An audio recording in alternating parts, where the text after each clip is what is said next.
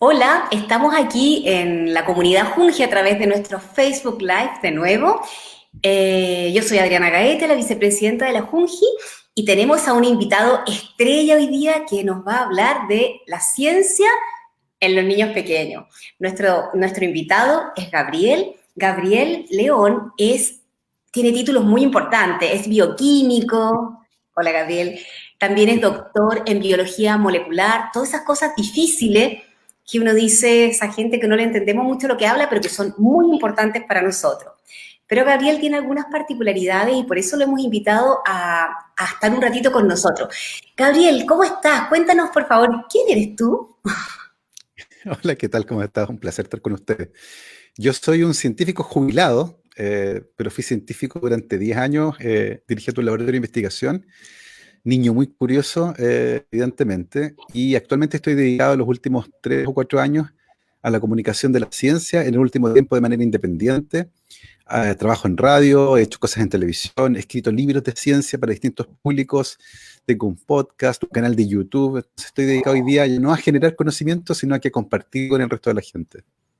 Eso es maravilloso, Gabriel, porque claro, lo que hace Gabriel hoy día es poder hacer accesible la ciencia para todos Claro. nosotros los humanos mortales, que nos cuesta mucho, y nos has bajado la ciencia a nuestro entender. Y es muy bonito también porque Gabriel ha escrito entre los libros también libros especialmente dedicados a los niños. Y por eso es que está con Claro. nosotros hoy día, porque le queremos preguntar a Gabriel de qué manera podemos nosotros, que somos una institución dedicada a la educación de los más pequeños, de qué manera podemos promover el Mm. amor por la ciencia, el trabajo científico en los pequeños. Nosotros como Claro. Junji realizamos de verdad ciencia con los niños. Por ejemplo, el otro día me mostraban un video que tenía un desafío para los niños. ¿Por qué los barcos de papel flotan? Entonces, bueno, es una pregunta interesante. Entonces, preguntarte a ti, ¿cómo ves tú esto del desarrollo de la ciencia en niños tan pequeños como los nuestros? Yo creo que tiene una importancia fundamental porque se alinea con varias cosas que ocurren durante la primera infancia. Una de ellas tiene que ver justamente con el descubrimiento del mundo, que es un proceso bien interesante en el que los niños empiezan a interactuar lentamente con su entorno. Y junto con esa interacción comienzan a aparecer preguntas motivadas justamente por esta curiosidad casi insaciable que tienen los niños. Y creo, por lo tanto, que es una muy buena oportunidad para promover justamente cuáles son las cualidades que promueve la ciencia.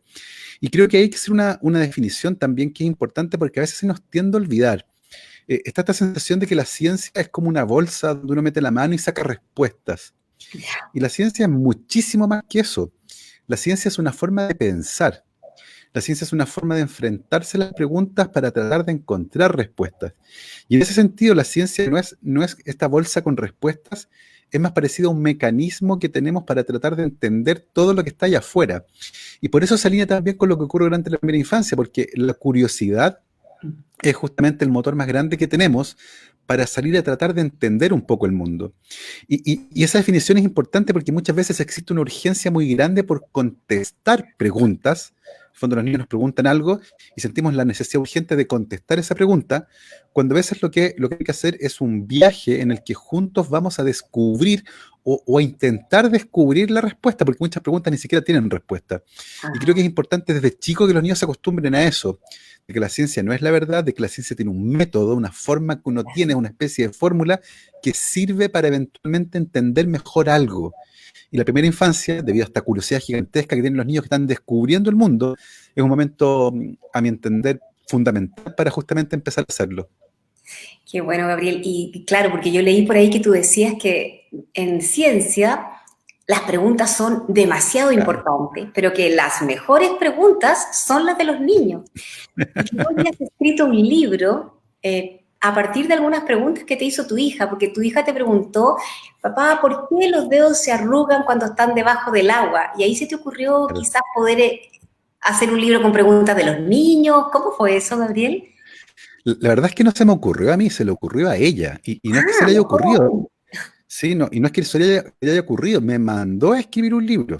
Ya. Yo a esa altura ya había publicado 2 libros para un público más bien juvenil adulto, que se llama La Ciencia Pop, Acá en dos tengo la cita. volúmenes. Ahí está el volumen 2 exactamente. Y un día mi hija estaba tomando un baño de tina y me llama y me dice, lo que tú dices tú, se me arrugan los dedos, ¿por qué pasa esto? Y yo no tenía idea, así que el día siguiente fui a mi trabajo, estaba todavía en la universidad en esa época en el laboratorio trabajando y averigüé por qué se arrugaban los dedos, y le expliqué a mi hija y ella me dice, tú deberías escribir un libro sobre estas cosas raras que le pasan al cuerpo. Entonces, no es que a mí se me haya ocurrido, esto fue un mandato de mi hija. Encontré que era una muy buena idea y como tuve la fortuna de dar charlas en muchos colegios por todo Chile, había recolectado las preguntas más raras que los niños me hacían. Las tenía en una carpeta en mi computador. Y estaba en ese proceso cuando me llaman de mi editorial, donde yo he publicado los libros que aparecen ahí, La Ciencia Pop, y me preguntan si me tengo que escribir un libro de ciencia para niños. Ya. Yo le dije, oye, esto es fantástico porque justo tengo acá un proyecto y les presenté el proyecto. Era la historia de una niña muy curiosa y su papá científico que le ayudaba a contestar algunas de estas preguntas. O Y sea, la era tu idea historia. encantó, exactamente. Es un Era libro tu súper, historia. es un libro muy especial que yo quiero mucho porque sale de la cotidianidad de mi casa. Estas preguntas que están ahí, las primeras sobre todo, son preguntas que me hizo mi hija a mí en algún momento. Y muchas de las cosas, de las situaciones, porque no es un libro de preguntas y respuestas, que es otro valor que tiene, son las preguntas que emergen en el contexto familiar, en el contexto doméstico. Y por lo tanto muestran que estas preguntas evidentemente emergen de estar tomando desayuno, caminando en la plaza, paseando al perro, yendo de vacaciones. Son preguntas que emergen de solo vivir. Y la respuesta también se encaja en esa dinámica familiar. Entonces, en ese sentido, tiene ese doble valor, porque efectivamente muestra algunas respuestas, pero muestra que también estas preguntas emergen en cualquier contexto. No hay que estar sentado contestando preguntas para que emerjan así. Ya hemos publicado 2 de esos libros en Chile. Vamos a publicar el tercero la próxima semana. Eso es una Ya. primicia. Y el primero, además, el que son los mocos que aparece ahí, lo publicamos hace muy poquito en México. Así que estoy muy contento por el resultado. Le he ido muy bien a los libros y va a venir un cuarto más adelante. Pero qué bien, Gabriel, qué buena noticia. ¿Y este de por qué los perros mueven la cola también está orientado más bien a los niños, aparte Sí, de que son los mocos? exactamente. Esta serie de libros que tienen esa bajada que se llama Y otras preguntas raras que hago a veces, es una serie de 4 libros que está dirigido a un público infantil. Ya hemos publicado 2, que son los que están ahí. Acá tengo una muestra de ese que está ahí, que tal vez podríamos regalarlo. Ah, pero muy bien. Eh, y van a salir, como te digo, la próxima semana sale el tercero y más adelante va a salir el cuarto. Entonces son todos estos libros para, de hecho los lectores más pequeñitos ni siquiera leen todavía, los papás muchas veces se lo leen como momento buenas noches, así que tienen entre 4 o 5 años hasta, yo diría, 12, 13 años más o menos. Muy bien.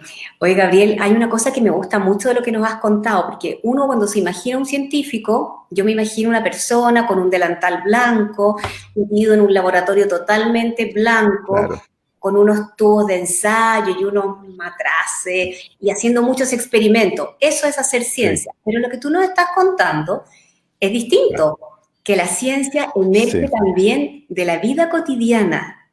Me gusta mucho eso porque quiere decir que nosotros con nuestros niños podemos también hacer ciencia, porque lo que tú nos explicaste al comienzo, ya, muy importante la pregunta, pero hacer ciencia es pensar de una determinada manera, ¿no es cierto?, claro. frente a una pregunta. ¿Y cómo es ese pensar para que mi pensar sea científico en relación con la realidad cotidiana que me rodea, como la pregunta que te hizo tu Mm, hija, ¿por qué se me va a arrugar sí. los dedos cuando salgo de la tina caliente? ¿Cómo es ese pensar? Mira, hay 2 cosas bien interesantes de lo que plantea. La primera tiene que ver con los estereotipos. Efectivamente existe esta idea de que los científicos son todos hombres pelados, viejos con delantal y tubos que tienen humo verde. Y de hecho, esto no es solo tu sensación. Hay estudios que muestran que eso es así. Hay un estudio en particular que se llama DUST, Draw a Scientist Test, el experimento de dibujar a un científico en el que se le pide a niños que dibujen a alguien que hace investigación científica. Y regularmente dibujan eso, hombres viejos pelados con delantal, solos. Solos. Y por lo tanto existe esta imagen cultural del científico que está completamente distorsionada. Los científicos hoy en día rara vez trabajan solos, muchos tienen pelo, muchos no usan delantal, muchos son mujeres, no Eso es todos trabajan en importante. laboratorio. Entonces, creo que es importante sacarse esta idea estereotípica del científico. Hombres y mujeres que trabajan generando conocimiento, trabajan en distintas áreas en humanidades, en química, en astronomía, y no todos trabajan en el laboratorio y no todos son hombres viejos. Entonces creo que es importante partir por eso. Y lo otro tiene que ver con cómo justamente las situaciones cotidianas hace esto de generar actividades de carácter científico. Yo te decía que está la urgencia, cuando un niño pregunta algo, está la urgencia de contestarle, de rellenar ese espacio de conocimiento que hay ahí. Y creo que si bien la intención puede ser buena, a mi entender puede ser el camino incorrecto, porque es súper limitado lo que tú logras. Le enseñas una cosa. En cambio, cuando un niño pregunta, en mi experiencia al menos, lo que ha funcionado mejor es, en primer lugar, generar un feedback positivo, decirle, oye, qué buena tu pregunta, qué bueno Ya, que me hagas una pregunta, porque en Chile tenemos un montón de adultos que le tienen terror a las preguntas, le tienen terror a no saber algo, y por lo tanto, creo que es importante, los científicos vivimos en la incertidumbre. La ya, mitad del tiempo no tenemos idea de lo que está pasando, algunas cosas que sabemos, pero vivimos de no saber. Si lo supiéramos todos, los científicos no tendríamos trabajo.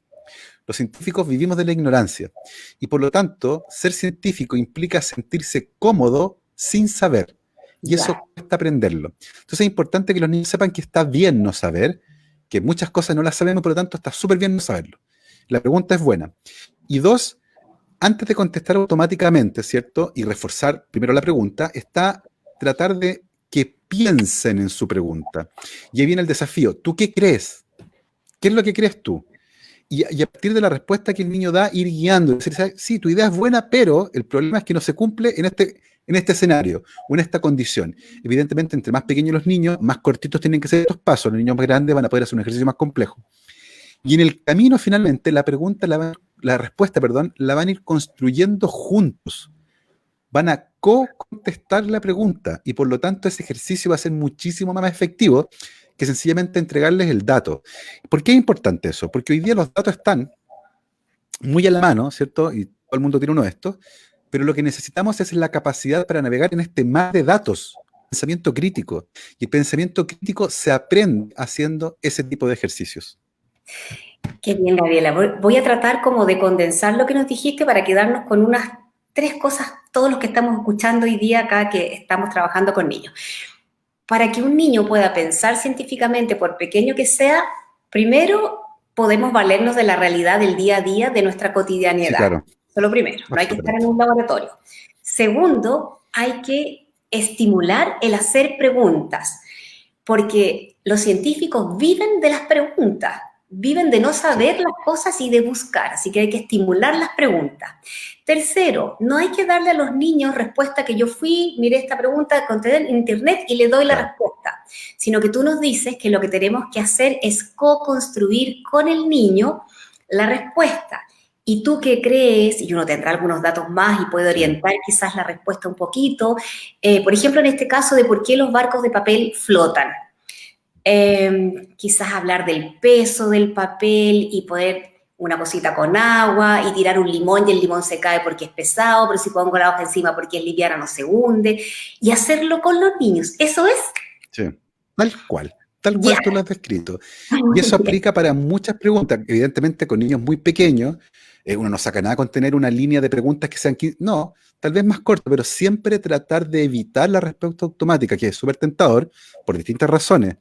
Pero siento que ese ejercicio termina siendo fútil porque esos datos se nos olvidan. Total. O sea, los Sencillamente, niños tienen que experimentar por sí sí, mismos lo que se están preguntando, ir encontrando sí. respuestas en que ellos sean protagonistas. Y eso para Y, nosotros es y no, importante porque una de las sí, máximas que tenemos acá en la Junji es que los niños son protagonistas de su aprendizaje. Entonces, su sí, participación es vital. Así que estamos de acuerdo, Gabriel.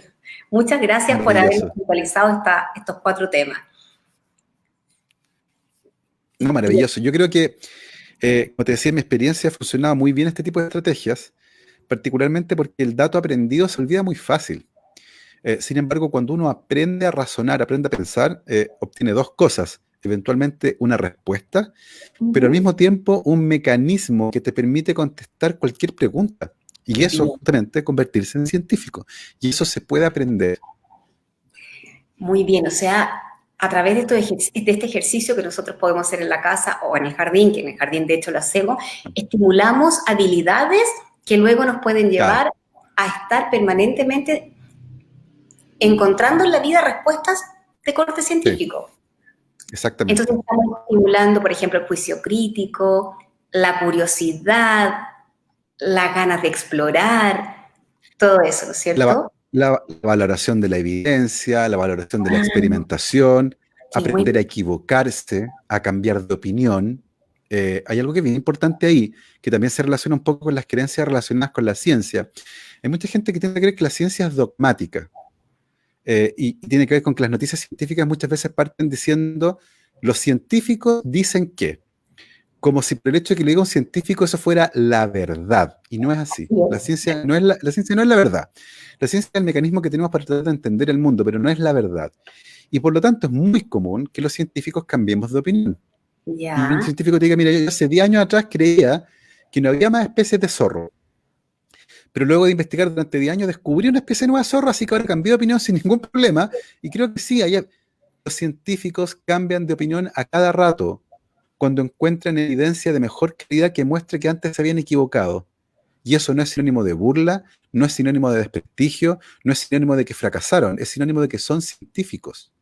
bien, qué Es al importante. revés, cuando uno se niega a cambiar de opinión en presencia de evidencia que le indica que uno está equivocado, ese es un pésimo científico. Ahí se convierte en dogmático, ¿ya? Entonces la ciencia no es un dogma. Por eso es importante que las noticias científicas no comiencen con los científicos dicen que, porque no son los científicos los que dicen eso, es la evidencia dice que. Ya, Y eventualmente, cuando construimos mejores microscopios, cuando construimos mejores telescopios, cuando aumentamos el tamaño de una muestra, refinamos mejor el conocimiento. Y eventualmente lo que creíamos que era un día A, en 10 años más puede ser A,1. Y eso, cambiar de opinión, es parte también de lo que es un científico. Por lo tanto, también aprendemos a eso. Aprendemos a equivocarnos y aprendemos a cambiar de opinión sin que eso involucre, por ejemplo, desprestigio, sin que eso involucre sentirse mal. Porque lo contrario, ser testarudo y en presencia de evidencia que señala que uno está equivocado y uno no cambia de opinión, ese sí sería un gran error. bueno, yo creo que ese es un aprendizaje muy importante, Gabriel, no Sí. solamente para la ciencia, sino que un aprendizaje en la vida, porque no nos gusta equivocarnos y creemos que cuando nos A nadie. equivocamos le echamos a perder y lo hicimos mal y estamos fracasados. Y yo creo que para poder avanzar tenemos que equivocarnos muchas veces, que es la forma de aprender. Así es que el científico también nos enseña habilidades para la vida, qué bien. Oye, Gabriel, y hay otra cosa que me gustaría que tú nos contaras, porque como dijiste hace un ratito, el científico camina siempre en la incertidumbre, busca respuesta, y pareciera que aquí la casualidad también tiene algo que decir. Uno por ahí escucha que el que inventó no sé qué cosa lo descubrió por casualidad, no sé. ¿Qué papel juega la casualidad en la ciencia? A ver, yo creo que juega un rol importante, pero no por sí sola. Ya. Pasteur, que es un científico francés, padre de la microbiología, decía que la casualidad premia a las mentes preparadas. Ah, Si uno no sabe lo que está viendo, por mucho que esté viendo un gran descubrimiento y uno no tiene idea, se le va a pasar por encima. Y por lo tanto, si bien es cierto que muchas veces ocurren descubrimientos por casualidad, se asocian en algún punto a que alguien se dio cuenta de aquello y después lo demostró. Entonces, si bien la casualidad juega un rol que es importante, no es la casualidad en sí misma, es la casualidad más alguien que se dio cuenta de algo. Y por lo tanto, efectivamente hubo un proceso en el cual yo digo, de hecho, interesante, porque la mayoría de los descubrimientos científicos de corte interesante justamente parten con un, oye, qué raro esto. Tú te das cuenta que hay algo que no está ocurriendo de acuerdo a un modelo. Esto es extraño, aquí hay algo raro. Y en esa anomalía justamente es donde aparecen muchas veces grandes descubrimientos científicos. Pero ciertamente la casualidad, esto que justo cayó algo del suelo y hubo una reacción química, y se reveló, a lo mejor esta no fue la primera vez que ocurrió, a lo mejor había ocurrido también otras veces a otras personas, y esas personas no lograron darse cuenta de lo que ocurrió ahí. Y por lo tanto, si bien sí, la casualidad tiene un rol fundamental, es la casualidad más darse cuenta, lo que cuando se juntan generan un descubrimiento científico. Ejemplos de eso hay un montón. Probablemente uno de los más importantes sea el de los rayos X, que estaba un investigador, Röntgen, estaba tratando de hacer un experimento para una cosa y vio algo que era completamente inesperado, que no debía haber ocurrido en el experimento que él estaba realizando. Y ocurrió solo porque apagó la luz para confirmar una cosa y vio un brillo por detrás. Y en eso él se da cuenta que hay algo raro. Y empieza a investigar y descubre estos rayos que como no sabía qué diablos era, y en matemáticas se ocupa la X para designar a la incógnita de un problema, por eso le puso rayos X, porque eran Ah, rayos, pero ya, y no tenía idea lo que eran, entonces le puso ya, rayos como rayos incógnitos. Es uno de ok. los ejemplos más bonitos de la casualidad, pero no es que Röntgen le haya caído encima esta cuestión, él se dio cuenta. Entonces, ahora, ¿por qué es interesante esto de la casualidad? Porque los científicos son personas, y esto que suena de perogrullo es súper importante porque como son personas, les pasan cosas. No están todo el día en un laboratorio pensando, así como hasta que se le ocurre algo Claro. brillante. Y como les pasan cosas, la casualidad también es parte de su trabajo, ¿ya?